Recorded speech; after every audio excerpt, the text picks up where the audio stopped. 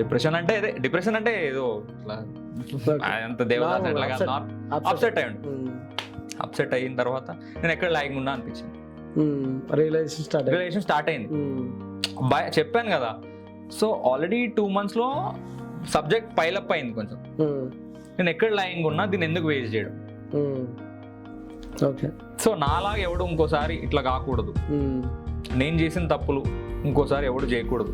Job వచ్చిన వెంటనే అట్లా రిలాక్స్ అయ్యి టైం అంతా వేస్ట్ చేసుకుని ఇప్పుడు అంతే. ఇప్పుడు నా యూపీఎస్సీ అటెంప్ట్ నేను ఎప్పుడు రాయలేదు, ఒక అటెంప్ట్ ఉంది అంతే, 32కి లాస్ట్ అటెంప్ట్. ఎంత ఇయర్స్ అంతా వేస్ట్ చేసుకున్నాను కదా. సో నెక్స్ట్ ఎవరైనా 24-25లో జాబ్ కొడితే ముందు నుంచే ఫిల్ అవుతూ ప్రిపేర్ అయితే బెటర్ అని. నేను రోజు గంటలు చదవాలని చెప్పట్లా, ఇట్లా చెప్దాము. అండ్ ఎగ్జామ్లో ఇంపార్టెంట్ ఏమని చెప్పాను మీకు, గుర్తుపెట్టుకోవడం. ఎట్లా ఈజీగా గుర్తుపెట్టుకుంటే ఇప్పుడు నాకేం పోయింది, నాకు రివిజన్ అవుతుంది, నా వల్ల 150,000 మంది రివైజ్ చేసుకుంటున్నారు, సబ్జెక్ట్ వస్తుంది.